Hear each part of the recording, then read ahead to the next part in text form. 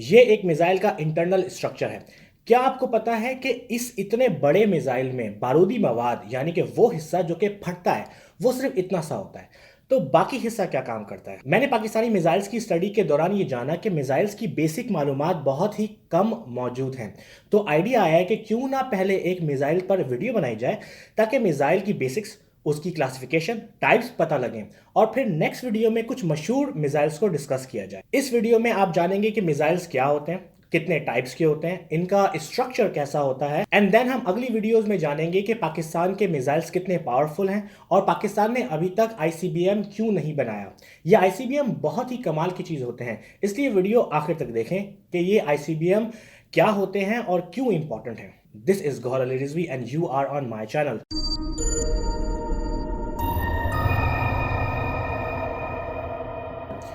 Missile एक ऐसा system होते हैं जो कि अपने आप को खुद ही धकेलते हैं यानी कि प्रोपेल करते हैं। पहला मिसाइल जर्मनी ने वर्ल्ड वॉर टू के दौरान तैयार किया जो कि एक्चुअली एक मिसाइल नहीं था बल्कि रॉकेट था। रॉकेट एंड मिसाइल्स में तकरीबन कोई फर्क नहीं होता इस वीडियो के हवाले से। तो इस वीडियो के लिए अगर मैं कहीं रॉकेट कहूं या मिसाइल तो मैं एक्चुअली एक ही बात कर रहा हूंगा। उस पहले रॉकेट का नाम V2 था जो कि ऐसा दिखता था। रॉकेट के चार पार्ट्स यानी कि हिस्से होते हैं। Guidance system and targeting system, ये वो हिस्सा होता है जो कि मिसाइल को उसके हदफ तक पहुंचाने के लिए मदद देता है। ये एक्चुअली रेडियो वेव्स होती हैं या फिर हीट सिग्नेचर। इसके अलावा सैटेलाइट के जरिए से भी मिसाइल्स को गाइड किया जाता है। इन सिस्टम से मिसाइल को अपने टारगेट की लोकेशन का पता रहता है। नाउ गाइडेंस सिस्टम से मिसाइल को लोकेशन का तो पता है कि कहां लगना है, लेकिन अगर मिसाइल तेज हवा से या किसी दूसरी वजह से अपनी लाइन में नहीं रह पाता तो वो अपने टारगेट पर हिट नहीं करेगा। इसके लिए गाइडेंस सिस्टम फ्लाइट सिस्टम को बताता है कि आप टारगेट की लाइन से हट चुके हैं and we need to adjust. And flight system फिर मिसाइल्स को वापस टारगेट की लाइन में रखता है। ये काम दो तरह से होता है। वेक्टर थ्रस्ट जो कि मिसाइल के निचले हिस्से की नोजल को मूव होने से मिसाइल को मूव करता है ऐसे। एंड फिन्स जो कि मिसाइल को मिड एयर में मूवमेंट की सलाहियत देते हैं। इंजन वो हिस्सा होता है जो कि मिसाइल को धकेलता है अपने टारगेट की तरफ। ये यूजुअली रॉकेट इंजन होते हैं या जेट इंजन। इन इंजन में फ्यूल जलता है और पीछे की तरफ से एग्जॉस्ट करता है जिससे मिसाइल आगे बढ़ता है। नाउ मिसाइल को धकेलने के लिए इंजन है, उसको टारगेट का पता है। अगर मिसाइल टारगेट से हट जाए तो उसको सही करने के लिए फ्लाइट सिस्टम है। लेकिन इतने जतन क्यों?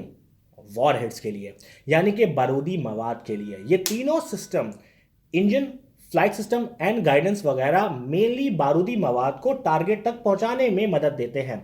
नाउ बारूदी मवाद बहुत तरह के हो सकते हैं जैसे कि bombs, chemical type, biological type, radiological type और सबसे ज्यादा जो मशहूर हैं वो हैं न्यूक्लियर वॉरहेड्स यानी कि वो मिसाइल्स जो कि न्यूक्लियर वॉरहेड्स को ले जा सकते हैं। नाउ हमने ये देखा कि यूजुअली एक एवरेज मिसाइल के कितने पार्ट्स होते हैं। अब हम देखेंगे कि मिसाइल्स कितनी टाइप्स के होते हैं। पहले आते हैं बैलिस्टिक मिसाइल्स। ये वो मिसाइल्स होते हैं जो जमीन से इंजन के जरिए उड़ते हैं और ऊपर जाने के बाद इनके इंजन वगैरह सब अलग हो जाते हैं और मिसाइल अपने वजन की वजह से गिरता है और अपने टारगेट को हिट करता है। कुछ एडवांस बैलिस्टिक मिसाइल एक से ज्यादा वॉरहेड भी ले जा सकते हैं जो कि एक से ज्यादा टारगेट्स को निशाना बना सकते हैं, जैसे कि यहां देखा जा सकता है।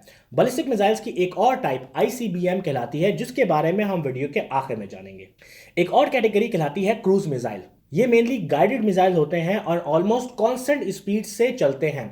कुछ क्रूज मिसाइल साउंड की स्पीड से तेज भी चलते हैं। ये बहुत नीचे उड़ते हैं जैसे कि कोई जहाज उड़ता है और निशाने पर बहुत प्रिसाइज हमला करते हैं। बैलिस्टिक मिसाइल में एक्यूरेटली पिन पॉइंट टारगेट पर हमला करना बहुत मुश्किल हो, लेकिन क्रूज मिसाइल ये काम आसानी से कर लेते हैं। लेकिन बैलिस्टिक मिसाइल को इंटरसेप्ट करना बहुत मुश्किल होता है, लेकिन क्रूज मिसाइल को इंटरसेप्ट करना कदरे आसान। इनके अलावा anti ship, anti tank missile भी होते हैं। मिसाइल की एक और टाइप सरफेस टू एयर यानी कि वो जमीन से हवा में किसी उड़ते हुए जेट या मिसाइल का निशाना लगा सकते हैं, जैसे कि एंटी एयरक्राफ्ट मिसाइल करते हैं।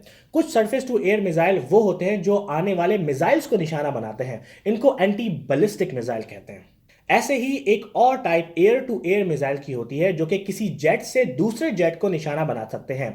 हमने JF-17 की वीडियो में देखा था कि JF-17 SD-10 मिसाइल्स को लॉन्च कर सकता है जो कि एक बियॉन्ड विजुअल रेंज मिसाइल है। अगर आप JF-17 पर वीडियो देखना चाहते हैं तो मैंने ऑलरेडी एक वीडियो बनाई हुई है, लिंक इन द डिस्क्रिप्शन। और एक टाइप मिसाइल की एंटी सैटेलाइट मिसाइल होती है। ये वो मिसाइल होते हैं जो कि सैटेलाइट को निशाना बनाते हैं। नाउ मैंने वीडियो के शुरू में आईसीबीएम का नाम लिया था। Let's dig into it.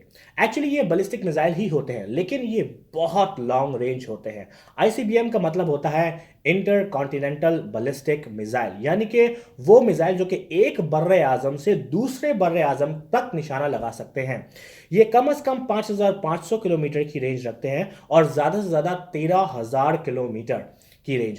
कम से कम रेंज की बात करें तो कराची से इटली को टारगेट बनाया जा सकता है, जो कि तकरीबन 5,400 किलोमीटर की दूरी है। बट पाकिस्तान के पास आईसीबीएम नहीं है। आईसीबीएम का इतना लॉन्ग रेंज होना एक बहुत भारी कीमत पर आता है। चूंकि दुनिया हमारी गोल है और निशाना दुनिया की दूसरी तरफ, इसलिए आईसीबीएम को बहुत ऊपर जाना पड़ता है टारगेट हिट करने के लिए, जिसके लिए इसको अर्थ के एटमॉस्फेयर से बाहर जाना पड़ता है और ये प्रॉब्लम क्रिएट करता है। पावरफुल बूस्टर मिसाइल को एटमॉस्फेयर से बाहर तो ले जाते हैं, लेकिन वापसी पर मिसाइल को बहुत intense heat and wear and tear से गुजरना पड़ता है। हमारी दुनिया का एटमॉस्फेयर इंतहाई थिक है, जिसकी वजह से कोई भी शय अगर दुनिया पर गिरती है तो जल जाती है। हमें ये मिसाल बहुत से मीटियोराइट्स में मिलती है। बहुत से पत्थर खला से दुनिया पर गिरते हैं और एटमॉस्फेयर उनको जला डालता है और हमें वो मीटियर शावर के तौर पर नजर आते हैं, जिनको हम बहुत इंजॉय करते हैं।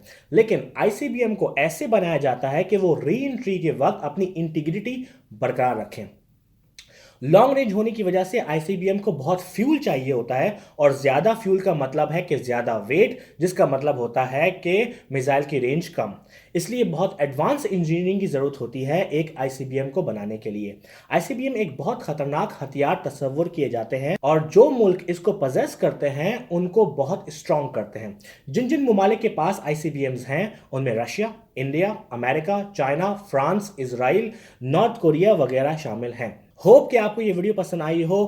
Please share this video and subscribe अगर आप ऐसे ही और कंटेंट देखना चाहते हैं। मुझे YouTube पे जरूर सब्सक्राइब करें, www.youtube.com/mychannelvideo।